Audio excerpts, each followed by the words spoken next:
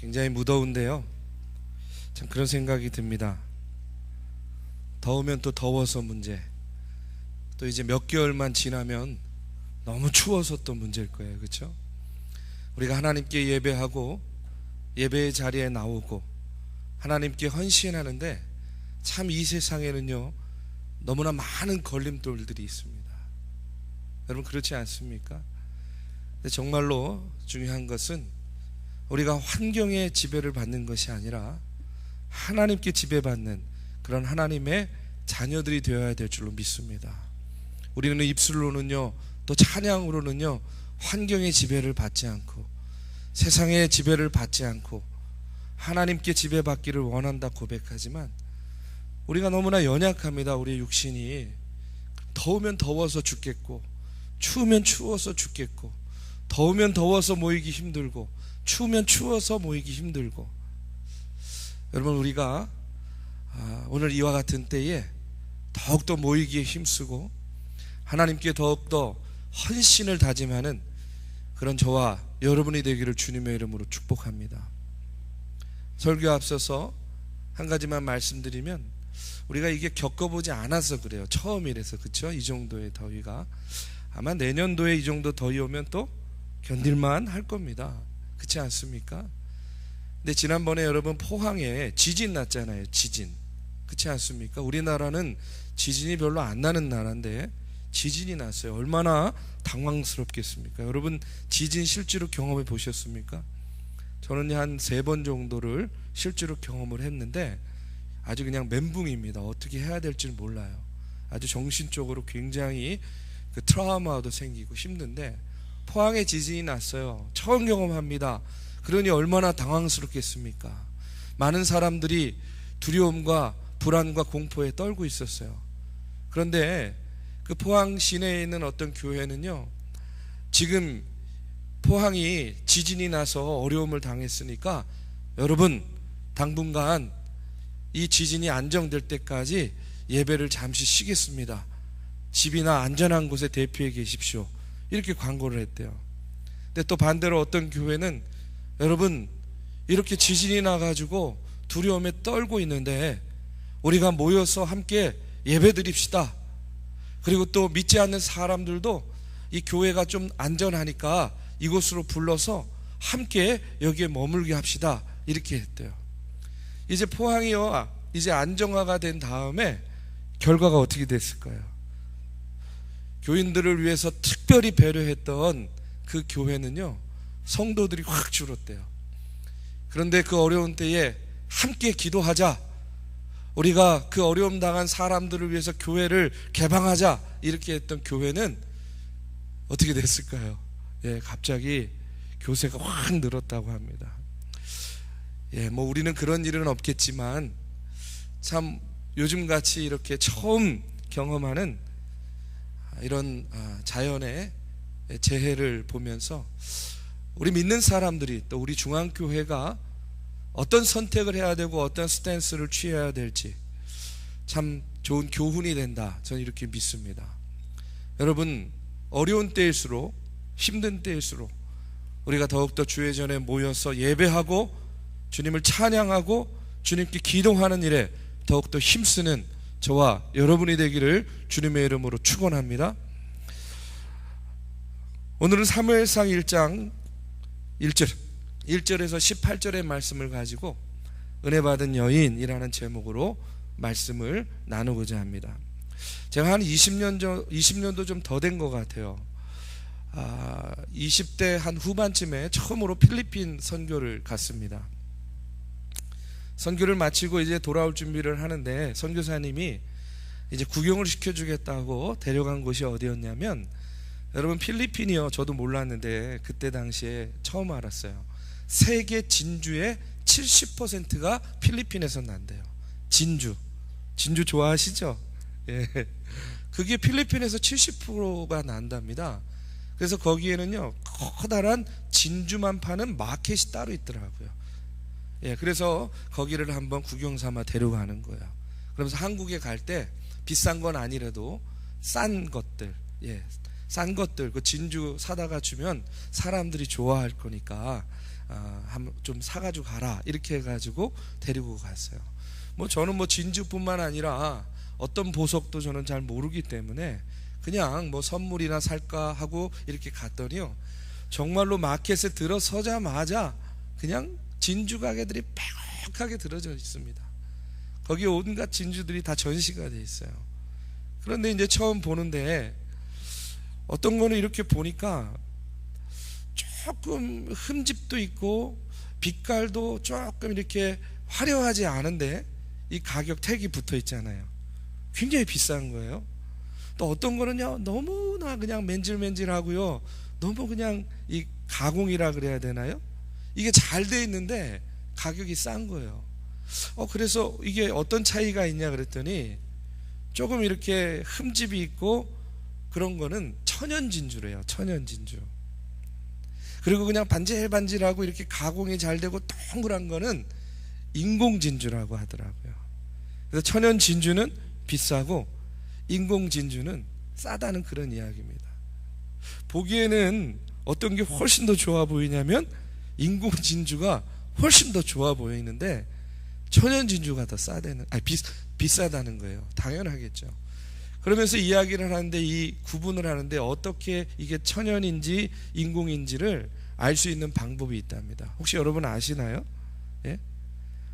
다 아시는군요. 평소에 진주랑 가깝게 지내시는 분들. 예, 이렇게 긁어보면 천연 진주는요, 이렇게 까끌까끌하게 뭐가 이렇게 묻어 나온대요. 그러면 그게 진짜라고 이야기를 하더라고요. 이에다 긁으면, 그런데 가공한 것은 그냥 미끈미끈하게 지나간다는 그런 이야기예요. 전혀 뭐가 이렇게 부딪히지 않는다는 겁니다. 그리고 또 자연산에는 흠이 있어요. 흠이. 그래서 그거를 이렇게 가려서 제품을 만드는 게 또 기술이라고 이야기를 하더라고요. 그런데 공장에서 대량 생산하는 진주는요, 너무나 모양이 동글동글하고 깨끗한 거예요. 흠이 없고 어디에 봐도 점 하나 없습니다. 여러분, 이 정도는 구분할 줄 알아야 됩니다. 우리 권사님들. 예. 근데 제가 왜 이런 말씀을 드리냐면, 여러분, 우리가 하나님의 자녀와 하나님의 자녀가 아닌 사람들이 늘 섞여 있는데, 참 누가 하나님의 자녀인지 누가 하나님의 자녀가 아닌지를 구분하기가 그냥 겉모양만 봐서는 알 수가 없다는 거예요. 옷이, 직업이, 가정이 다른 것도 아니고 먹는 음식도 거의 비슷합니다.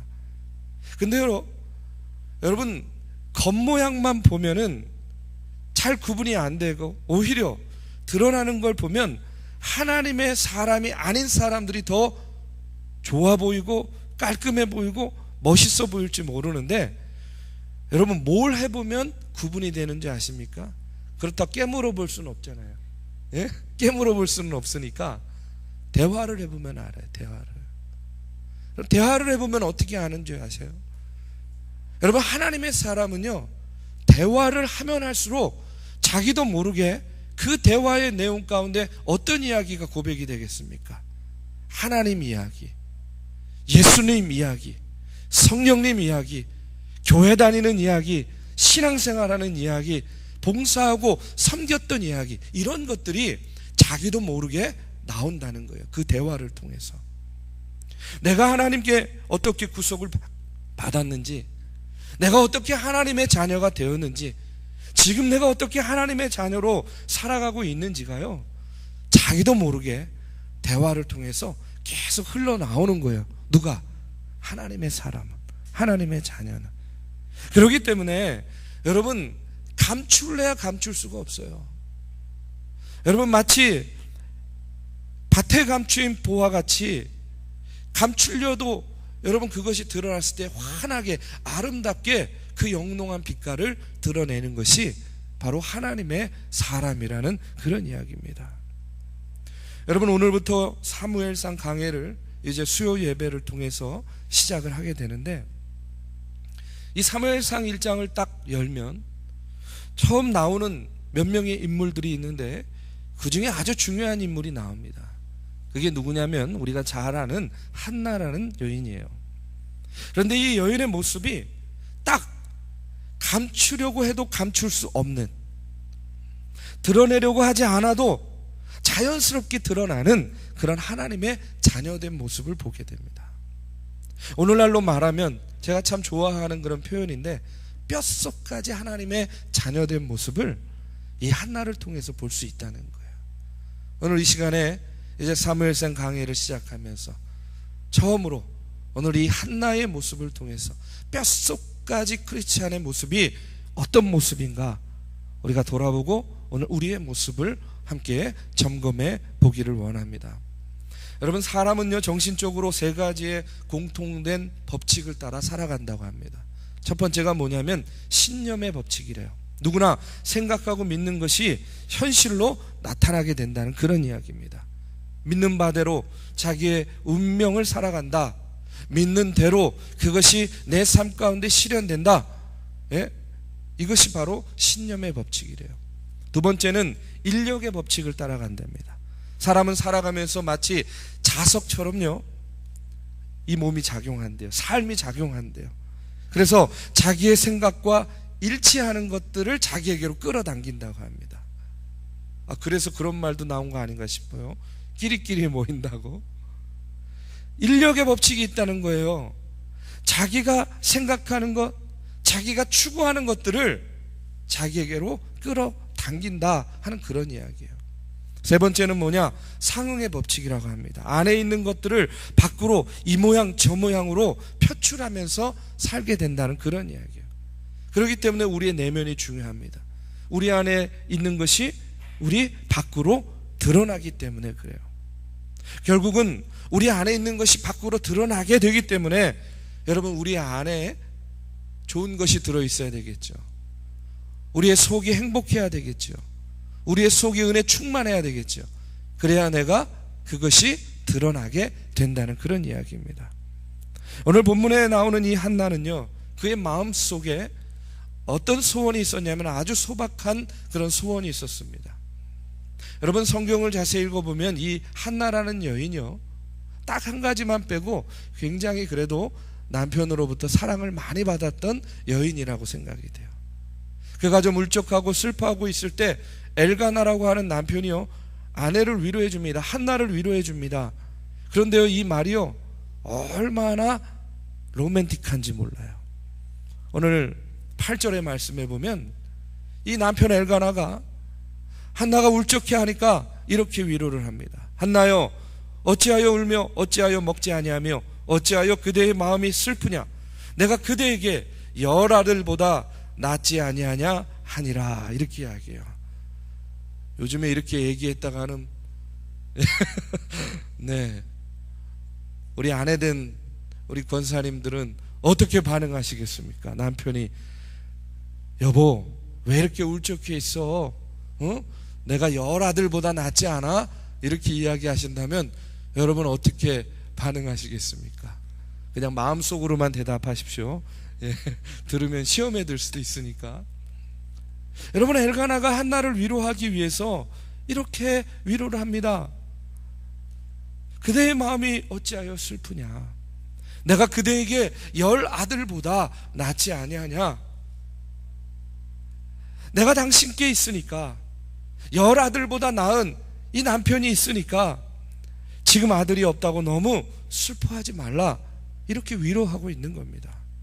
그런데 여러분, 한나는요 이 남편 엘가나의 위로가 되냐? 위로가 되지 않아요. 전혀 위로가 되지 않습니다. 그 이유는 뭐냐면 이 한나라는 여인은 아무리 남편이 사랑해주고 아무리 주변 사람이 사랑해줘도 본인은 뭐가 돼야 되냐면 어머니가 돼야 된다는 거예요. 자녀가 있어야 돼요. 그것도 아들이 있어야 된다 하는 그런 마음이 있었어요. 한 여인으로서 어머니가 되어야만 나는 행복할 수 있어. 나는 어머니가 되기까지는 행복할 수 없어. 이런 마음과 이런 생각을 가지고 있었던 그런 여인이었어요. 그리고 그 문제를 가지고 이제 이 한나가 하나님 앞에 나아갑니다. 하나님 앞에서 기도해서 그와 같은 인생의 문제를 풀겠다 하는 그런 마음이었습니다. 그리고 간절히 기도합니다. 12절에서 13절에 보면 그가 여호와 앞에 오래 기도하는 동안에 엘리가 그의 입을 주목한즉 한나가 속으로 말하며 입술만 움직이고 음성은 들리지 아니하므로 엘리는 그가 취한 줄로 생각한지라. 이렇게 나와요. 간절히 기도했습니다. 오랫동안 기도하였고요. 또 속으로, 이 속으로 기도했다는 것은 뭐냐면 내면 깊숙이 기도에 집중하고 기도에 심취해서 하나님께 정말로 간절하게 이 한나가 기도했다는 그런 이야기예요. 그런데 그 모습이 마치 어떤 모습처럼 보였습니까? 너무 깊이 몰입해서 기도하는데 얼굴이 벌게지는 거예요. 그러니까 엘리 제사장이 보니까 한나가 마치 술 취한 것처럼 보였다, 이렇게 이야기를 합니다. 이 젊은 여자가 술 먹고 술 취했구나. 옆에서 볼 때 그 정도로 이 한나가 자기의 간절한 기대와 소망을 담아서 집중해서 기도했다는 그런 이야기입니다. 그러면서 이 한나가 서원하면서 기도를 합니다. 11절에 보니까 서원하여 이르되 만군의 여호와여, 만일 주의 여종의 고통을 돌보시고 나를 기억하사 주의 여종을 잊지 아니하시고 주의 여종에게 아들을 주시면 내가 그의 평생의 그를 여호와께 드리고 삭도를 그의 머리에 대지 아니하겠나이다. 하나님, 이 기도에 응답하시면, 내게 아들을 주시면 내가 이 아들을 하나님께 바치겠습니다. 삭도를 머리에 대지 않겠습니다. 그 당시에 삭도를 머리에 대지 않는다 하면요, 나시린을 만들겠다는 그런 이야기입니다.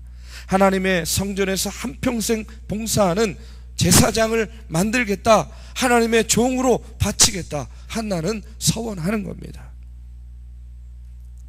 여러분, 한나는요 그냥 기도한 것이 아니에요. 중언부언 기도한 것도 아닙니다. 막연하게 기도한 것도 아니에요. 여러분, 한나의 기도 가운데에는 하나님을 향한 약속이 있습니다. 하나님, 나에게 아들을 주시면 내가 이 아들을 하나님께 바치겠습니다. 여러분, 더 귀중한 일 하나가 있었어요. 제사장이 마음에 감동이 되었습니다.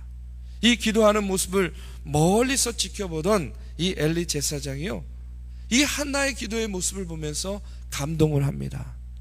그러면서 이 제사장이 한나에게 이제 축복 기도를 해주는 모습을 보게 돼요. 17절에 보니까 엘리가 대답하여 이르되 평안히 가라. 이스라엘의 하나님이 내가 기도하여 구한 것을 허락하시기를 원하노라. 이렇게 기도해 줬어요. 축복해 줬습니다. 그런데 여러분, 참 재미있는 것이 뭐냐면 한나가 이 엘리 제사장으로부터 축복 기도를 받은 다음에 여러분, 그 기도를 완전히 믿고, 아니 그 순간에 완전히 응답받은 걸로 알고 돌아간다는 거예요. 18절에 보니까 이르되 당신의 여종이 당신께 은혜 입기를 원하나이다 하고 가서 먹고 얼굴에 다시는 근심빛이 없더라. 이렇게 나옵니다. 여러분, 완전히 믿었어요. 응답받은 걸로 생각했어요. 마치 지금 제사장의 기도를 받은 이 순간에 자기가 뭘 한 것처럼 생각해요? 임신한 것처럼, 아기를 가진 것처럼. 여러분, 근데 10개월 지나봐야 아는 거잖아요. 그렇죠? 당장 알 수 있는 거 아니지 않습니까? 더군다나 임신을 당장 한다고 하더라도 아들일지 딸일지 어떻게 알겠습니까? 지나봐야 아는 거죠. 제가 한나의 이 기도의 모습, 이 반응을 보면서 저도요 좀 이렇게 내가 참 믿음이 아직은 연약하구나, 이런 생각도 들었어요. 왜냐하면 저도 아들이 둘인데 주변에서 하나 더 낳아라, 딸이 필요하다, 하나 더 낳아라, 그럴 때마다 항상 그렇게 얘기했거든요. 제가 셋째가 딸이면 무조건 낳겠습니다. 근데 아들이면 어떡합니까? 지금 둘도 힘든데 하나님이 딸이라고만 보장해 주시면 저는 셋째 낳겠습니다, 이랬는데, 저는요 한나의 믿음을 보면 아직 저 바닥에 있구나 하는 그런 생각이 들어요. 여러분, 한나 보십시오. 제사장이 축복 기도를 해주니까 그냥 믿는 거예요. 마치 당장 임신한 것처럼. 더군다나 그것이 아들이라고 생각하면서 그가요 이미 뭘 하는 거예요? 아들 날 준비하는 겁니다. 임신하면 어떻게 해요? 이제 몸도 살펴야 되잖아요. 그리고 태교도 하잖아요. 마음도 준비해야 되잖아요. 이 한나는요, 그 제사장의 축복기도 한 번을 통해서 그 기도가, 자신의 바람이, 자신의 소원이요, 바로 응답받았다 하는 그런 믿음을 가지고 그가 돌아가는 거예요. 가서 먹고 얼굴에 다시는 근심하는 빛이 없었다, 이렇게 나오고 있습니다. 여러분, 마치 한나는요, 엘리 제사장의 축복 기도를 산부인과 의사가 임신입니다, 축하합니다, 아이를 가졌습니다, 이렇게 진단을 내린 것처럼 이 여인이 받아들였다는 그런 이야기입니다. 자, 한나는 이런 믿음을 갖고 있었어요. 한나는 기도하고 또 기도 받았을 때 이렇게 반응합니다. 자, 그런데 여러분, 오늘을 사는 우리의 모습은 어떻습니까? 저도 앞서 고백했지만 우리의 모습, 우리의 믿음은요, 참 연약하고 부족할 때가 많이 있습니다. 여러분, 우리도 많이 기도합니다. 애써 기도합니다. 아니, 일생을 다해서 우리도 기도하고 있습니다. 그런데 여러분, 우리 얼굴을 보십시오. 우리 얼굴에는요, 어찌된 일인지 근심이 가득 차 있어요.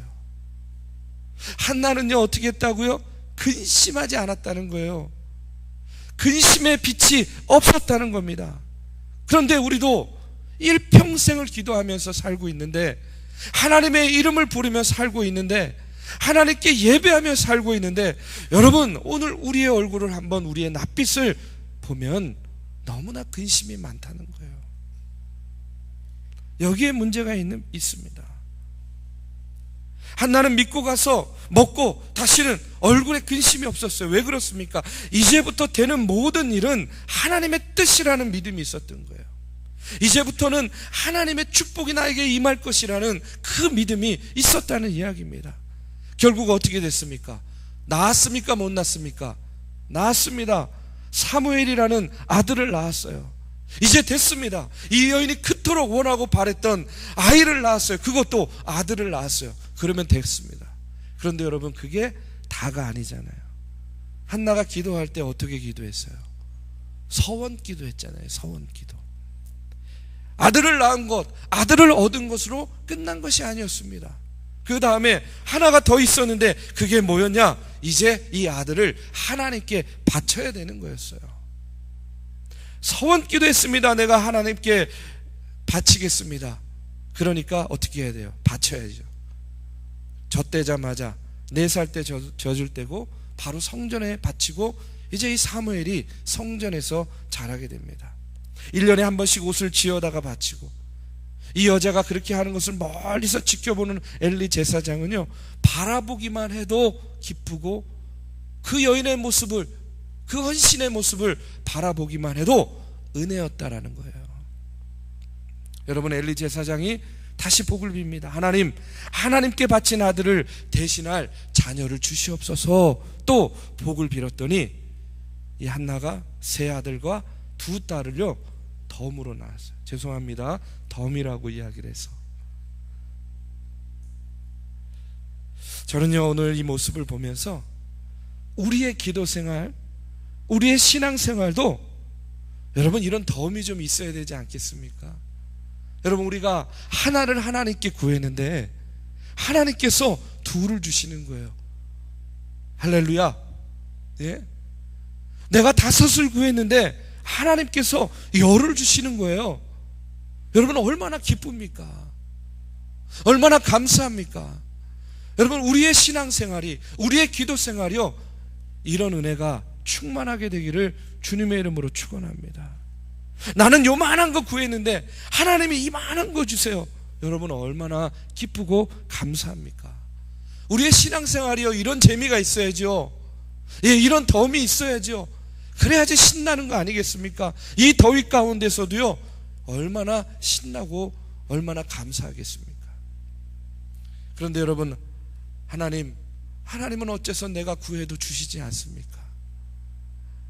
하나님, 이것 가지고 어떻게 되겠습니까? 여러분, 우리가 이런 마음과 이런 신앙생활을 한다면 여러분, 그 생활이 얼마나 곤욕이겠냐는 거예요. 저는요, 오늘 한나에게 임했던 이 덤의 축복이 오늘 저와 여러분에게도 임하게 되기를 주님의 이름으로 축복합니다. 내가 구하는 것보다 더 넘치고 넘치게 여러분, 이것이 한나의 믿음이고 한나의 신앙생활이었다는 그런 이야기예요. 여러분, 강철왕 카네기, 이 카네기의 사무실에는요 아주 낡고 별로 값도 나가지 않는 그림 하나가 있었다고 합니다. 그 그림은 바다가 아니라 무태 놓여있는 낡은 배 한 척과 그냥 널브러져 있는 두 개의 노가 이리저리 흩어져 있는 그런 그림이었대요. 유명한 화가의 그림도 아니고 아주 무명 화가의 그런 그림이었다고 합니다. 그런데 이 그림이요 평생 카네기의 사무실에 걸려 있었대요. 그런데 그 그림 밑에는요 이런 글귀가 적혀 있었다고 합니다. 반드시 밀물은 오리라. 그날 나는 바다로 나아가리라. 반드시 밀물은 오리라. 그날 나는 바다로 나아가리라. 여러분, 반드시 밀물은 옵니다. 그러면 이 배는 바다로 나갈 것이다 하는 그 믿음, 그 믿음으로 살았다는 그런 이야기예요. 한나의 믿음, 모든 문제를 하나님과의 관계에서 해결하고 간절히 기도하고 응답받는 것, 그 응답을 현실로 이루는 것, 그리고 서원한 것을 갚는 것, 여러분, 그것으로 여러분 한나는요 더욱더 큰 축복을 덤으로 받게 되는 것을 보게 됩니다. 사랑하는 우리 믿음의 성도 여러분, 오늘 한나의 기도, 한나의 믿음을 통해서 여러분 오늘 우리의 신앙과 우리의 기도 생활을 점검해 보시기를 바랍니다. 하나님께서는요 하나를 구하면 둘을 주시고 다섯을 구하면 열을 주시는 하나님이십니다. 여러분, 이것이 바로 하나님의 은혜인 줄로 믿습니다. 한나는 이와 같은 하나님의 은혜로 사무엘을 낳았고 약속한 대로 사무엘을 바칩니다. 여러분, 우리도 매일매일 하나님의 은혜로 사는 존재들인 줄로 믿습니다. 근데 우리는 신앙생활하면서 무엇을 구하고 여러분 무엇을 드리고 있습니까? 혹 우리의 생각이, 우리의 관심이요 우리가 하나님께 구한 것을 받는 것에만 있지는 않은지, 여러분 우리가 하나님께 약속한 거 있잖아요. 하나님께 우리가 서원하는 것들이 있지 않습니까? 올 한 해가 시작할 때에 여러분 구두끈을 묶으면서 여러분 처음 화장을 하면서 하나님, 내가 올 한 해 동안은 하나님께 이렇게 살기를 원합니다. 여러분, 우리가 서원한 거 있습니까 없습니까? 우리의 다짐들, 우리의 결심들이 있습니까 없습니까? 있을 거예요. 근데 우리는요 하루하루 지나면서 우리가 하나님께 구한 것, 그 구한 것을 받을 것, 여기에만 우리의 초점이, 우리의 관심이 머물고 있기 때문에 정작 우리가 하나님께 드려야 될 것, 우리가 하나님께 약속한 것들을요 지키지 못하며 살 때가 얼마나 많이 있습니까?